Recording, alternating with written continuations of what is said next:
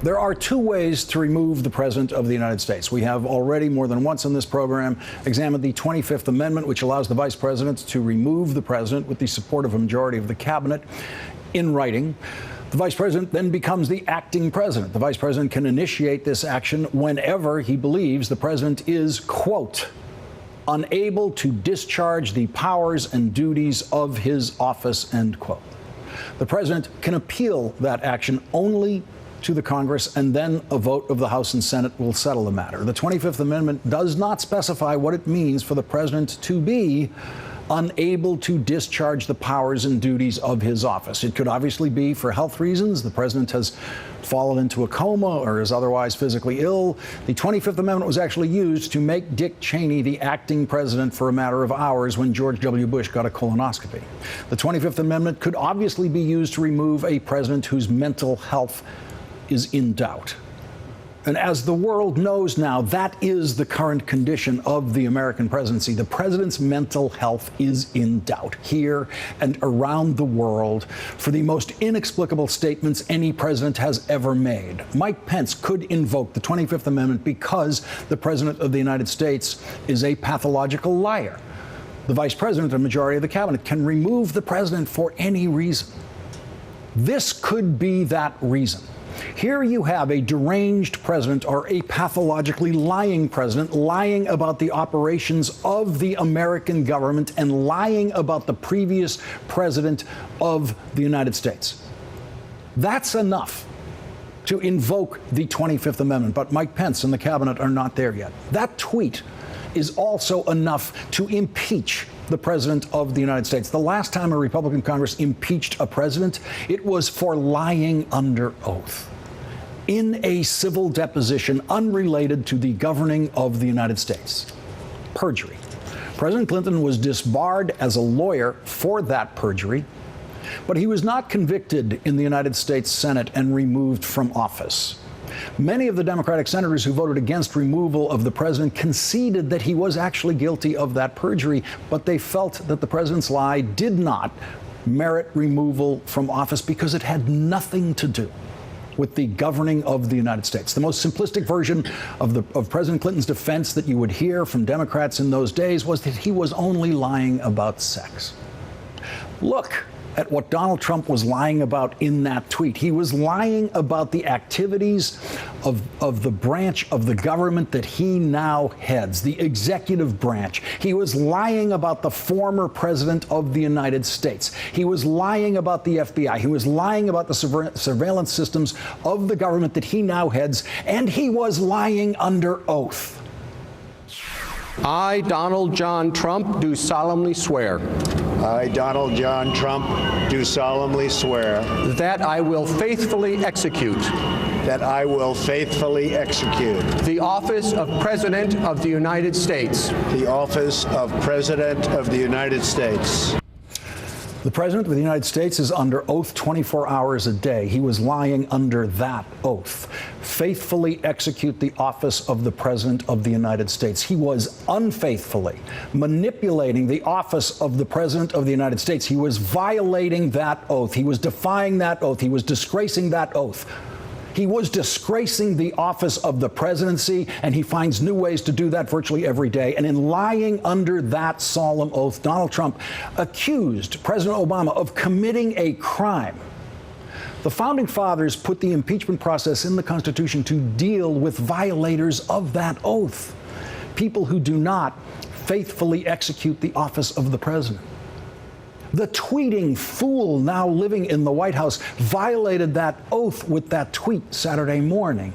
That tweet fits the Republican definition of an impeachable offense more fully than what Bill Clinton was actually impeached for by a Republican Congress. Lying under oath. The president isn't the only one who takes an oath of office. The vice president does. Every member of the House and Senate does. Every member of the House and Senate staff takes the same oath of office as a member of those bodies. I took that oath when I worked on the Senate staff. The receptionists in the Senate take the same oath of office as a senator. They all raise their right hands and solemnly swear that I will well and faithfully discharge the duties of the office on which I am about to enter, so help me God. What Donald Trump did on Saturday morning was an offense to anyone who has ever taken an oath of office, and it should be an offense to everyone else. Whether he lied about President Obama because he is simply a buffoon, whether he accused President Obama of committing a crime because he is a madman, whether he sent that tweet just to have fun, does not matter. Each of those reasons amounts to the same thing. In the words of the 25th Amendment, Donald Trump is unable to discharge the powers and duties of his office. In the words of his oath, Donald Trump is clearly unable to faithfully execute the office of the president. Donald Trump clearly has no idea what it means to solemnly swear. The word faithfully means nothing to him. Violating his oath of office is no longer enough for a Republican Congress to impeach a president. Lying under oath is no longer enough. Not yet. How long? How long will it take before the Republicans in Congress realize that something has to be done about a president who violates his oath of office publicly? The oath that members of Congress take themselves, that oath that says, I will well and faithfully discharge the duties and office on which I am about to enter. Those offices, those congressional offices, with that oath, have been entrusted by the Constitution with the impeachment process. How long will it take for them to well and faithfully discharge that duty?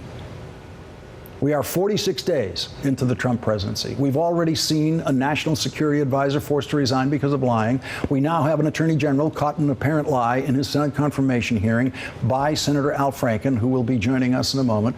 We have multiple investigations of Donald Trump's connections to Russia, of his campaign's connections to Russia. We have never discussed the 25th Amendment or impeachment in the first 46 days of a presidency. That's where we are now, 46 days. The Republicans are as baffled by what they're seeing as the rest of the world is. They are just pretending to be keeping calm and carrying on. We don't know how long the Republicans in Congress can continue to defend the indefensible, and they don't know how long they can keep doing that either. I think that the President of the United States, who has stated categorically that Trump Tower was wiretapped, that he should come forward with the information that led him to that conclusion. It's a very serious charge against the previous President of the United States. That was Senator John McCain today. That is what hope looks like. The cracks in the Republican wall are already there. They will only get bigger. Joining us now, Rick Wilson, Republican strategist and contributor to the Daily Beast. Also with us, Nicholas Confessori, Pulitzer Prize-winning political reporter for the New York Times and an MSNBC contributor. And Evelyn Farkas, senior fellow at the Atlantic Council and a former deputy assistant secretary of defense responsible for policy toward Russia. She is also now an MSNBC security analyst. And Rick, I want to go to you as someone with our best contacts here among Republicans. And just for a moment, we all know the face that they're putting on this. We all know the kind of spin that members of the House and others do when they're forced to answer a question about this and how they tried to sidestep it. What are you hearing from Republicans about just how chaotic their lives have become when they wake up on Saturday mornings to these kinds of tweets that they know are going to rock their world, and because they're going to have to come up with some kind of response to it? Look, this is a roller coaster ride that doesn't end. And a lot of these guys, particularly in the leadership, live in absolute terror every day that Donald Trump is going to say the thing that blows up their holy grail agenda items. They're terrified he's going to blow up something on the tax cut.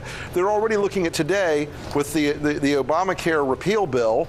They're dreading the tweet that goes wrong. They're terrified that they'll get way out on this issue and that he'll pull the rug out from under them. So every single day is a stress test for these guys. And yes, you're right. Most of them now are living in absolute terror. They know this train is headed towards the cliff. there are probably 60 members of the House and a half a dozen in the Senate, who would strap on a bomb vest for this guy still. But most of them, and certainly almost all the ones in leadership, they recognize that Donald Trump is a guy who is unstable and who is mentally unfit and who is a danger to the republic. They recognize that. They won't give it up. They don't understand what else to do. They have boxed themselves into a dead end here with Trump. And the problem is that Donald Trump isn't. They're not trapped in here with Donald Trump. He's trapped in there with them, and they are the ones who have to make a decision on something to do about how to respond to this. Evelyn, how is the defense community, the intelligence community, responding to this part of the Trump presidency, the wild tweeting about their activities? I mean, this notion of this wiretapping would certainly involve at least the FBI, possibly more than that. Well, first of all, it's a continuation of the assault that President Trump has essentially committed against the intelligence community since the day he became a candidate, almost, when he was disparaging the professionals, saying he didn't want to listen to their intelligence briefings, etc. But the bigger problem is that there's a national security issue here. Russia is our adversary. They do not mean the United States well. And the first thing that the congressional Republicans can do is do a real investigation, start a real investigation on the Hill on what Russia did to interfere in our elections. They can set up a select committee or an independent bipartisan commission, but they've got to. This is not going away. Nick, Donald Trump did not get a majority of the vote when he ran for president. Presidents normally, their political calculation is the majority. They're always looking for the majority. When they're under the majority in polling, they don't like that. Do the Republicans in Congress notice that he's not close to a majority in polling? He hasn't converted anyone since the election, and therefore the health of this presidency going forward is not good? Absolutely. Look, his entire agenda and their agenda all rest on his ability to be a tent pole for the party, to persuade the wavering members on something complicated and dangerous like ACA repeal or tax reform. And if the president is unpopular so early, it's very hard for the president to coax these members into doing things that are risky, and half the things that he wants them to do are risky. So for example, which we're going to get to later in the program, I was surprised at the number of Republicans who came out on day one of this health care bill today, opposing it, and opposing it very specifically. And you could see there wasn't a bit of fear of Donald Trump, Paul Ryan, Mitch McConnell, and them coming out here and saying, this is disastrous for the deficit. You're saying that will infect more of the legislative process.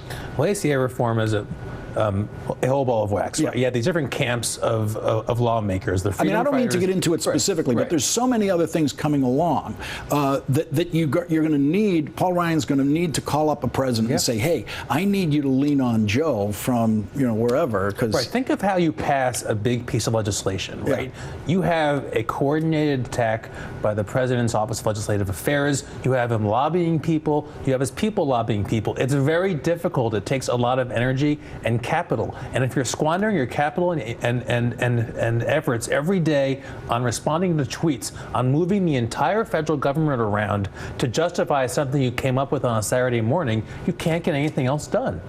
So, Rick Wilson, the way this maybe some people in the Republican Congress thought that was going to work is if Congressman X gets out of line on this bill, he has to live in fear of a Donald Trump tweet flying through his district saying something nasty about him. But does he have to live in fear of that tweet now that the madness of Donald Trump is flying out in tweets constantly in every direction, lying about President Obama? The political currency of these tweets as being able to damage people seems to me to have declined. Look, a lot of these guys still live in fear of the mean tweet from Donald Trump. A lot of them still conform their behavior accordingly. But the difficulty is the dynamic in the Congress, in the House specifically, is in order to get things done in this large set of complicated legislative agenda items Paul Ryan wants to do, he has to have Donald Trump basically stay in a lane where he's not completely acting like a raging lunatic every day. The problem is about 60 members of Paul Ryan's caucus want Donald Trump to go out and set Washington on fire and dance in the rubble. And those guys want to see, they want to see the stunts and the yelling and the screaming and the crazy talk and the accusations. They want that. That's their idea of what the Republican base has become. And there's a big part of it that has become that, frankly. But in order to achieve these things and then move things and pass them to the Senate, you have to have the adults in the room actually keep Donald Trump locked in his Skinner box for a while and try to train him into being a more presidential character, which is the best case scenario they have. I mean, the worst case scenario is he's dragged out in a white suit. The best case scenario is they can train him somehow to not blow everything up. It's a difficult path, and I think Paul Ryan has the hardest job in Washington right now because of it. Evelyn, Donald Trump has said in the past that he loves WikiLeaks. He said that during the campaign, thought WikiLeaks was doing a great job as it was leaking material about Democrats. Today we have a report indicating WikiLeaks is leaking material about the CIA's current methodologies involving things like their ability to surveil people, listen to things through their smart televisions at home. And Donald Trump now, the organizational head of the CIA, the head of the CIA reports to him within the executive branch. This is his agency to protect. No reaction from Donald Trump yet about that. What's the reaction in the community? I mean, I think the reaction in the community is, if you say you love WikiLeaks, you might as well say you love Vladimir Putin again. I mean, WikiLeaks has become an arm. Whether it started that way or not is irrelevant. It's become an arm of the Kremlin. And when they publish something, you notice they don't publish disparaging, secret information about what Russia's doing, or for that matter, what China's doing, although maybe one day the Kremlin will want to.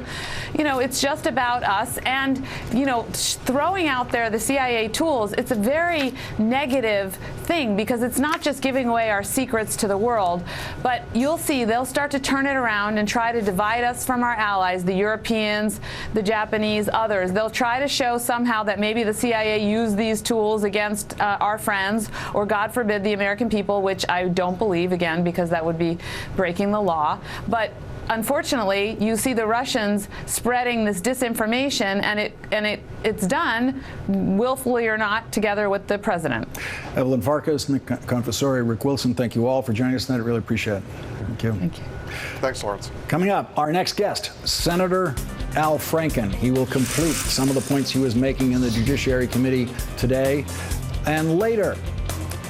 How much trouble is the Republican health care bill in? It looks like a lot.